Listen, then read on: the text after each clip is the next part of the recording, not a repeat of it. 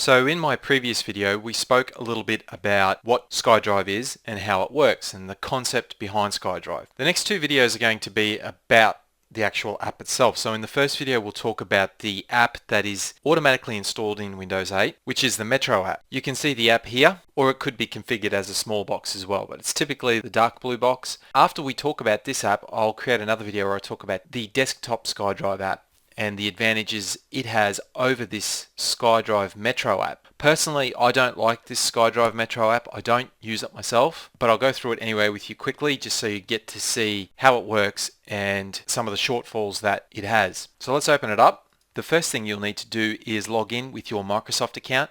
Once again, if you don't have a Microsoft account, you can select this area down here that says sign up for a Microsoft account. And once you've logged in, you will see this screen here. So what we're seeing here is your account. So in this example, my account is Demo for this video.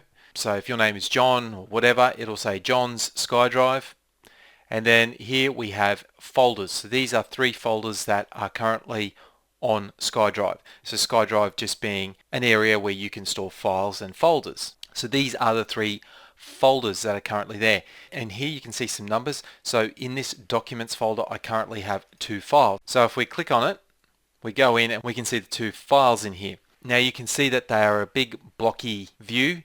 If you don't like that, you can just right click or swipe from the bottom and bring up this little options panel here and select details, and it will just give us this view where we can see dates and we can see the full name. You can create new folders, you can refresh, you can upload documents as well. So we'll just go back to this area here, and if we select this little down arrow just here, we can see what I've shared with other people.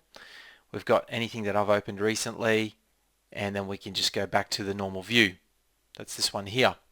Again, if we right click or swipe from the bottom, we get these options. Refresh just refreshes the view, so it reads everything that's on the SkyDrive again and displays it. So if you're missing a file, it might pay to refresh. Creating a new folder just obviously creates a new folder. And then we can change to thumbnails or details. We can select all, and then we can manage. So for example, we can delete or move or clear the selection. Or you can just right click on one and select that folder or file, and then you have a bunch of options here. For example, manage, where you can move or rename or delete.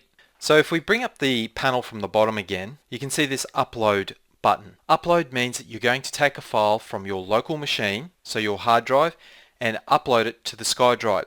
So it will be available on any device that reads your SkyDrive. That's one of the limitations with this SkyDrive app, is that it doesn't automatically sync with your computer.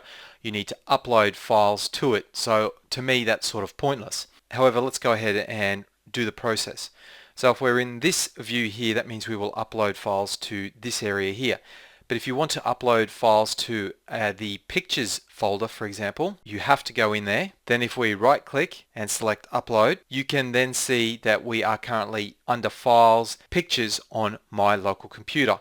If we select the down arrow, we can choose all of these folders. So I might like to choose music, but I don't have any music in there. So if I go back to pictures, then I select a picture that I would like, and then all I do is select add to SkyDrive. So you can see now that that picture has been uploaded to my pictures directory on the SkyDrive, and I can right click and then I can manage that picture. So I can open it with a particular program, I can rename it, delete it, move it, and there's a few other things here, but most of those I've already spoken about. Downloading means I can then download the file from here back to my computer. So if I've deleted the file on my computer, I can take the file from the SkyDrive and put it back onto my computer. So remember that what's on your computer and what's on the SkyDrive are 2 separate locations. So if we go back now, we can see in the pictures directory or the pictures folder, I've got 1 file. What we can also do is press the Windows and I button, and then we can select options, and we can see which account we're logged into the SkyDrive with. We can sign out and change that. We can see how much space we've got free, and we can view the recycle bin. One of the things I don't like about this app is it's only really available to you within the Metro interface. It's no good if you're going to use files from your desktop. For that, you're best off using the desktop SkyDrive app. And as a matter of fact, I actually recommend you install the desktop SkyDrive app and use that as opposed to this Metro interface app, because personally I think you're going to find it a little bit more frustrating using this SkyDrive app than is really worth it. It's not very seamless, so it takes effort to manage it, and we all know that that doesn't work very well. So take a look at my next video and then you can weigh up the differences.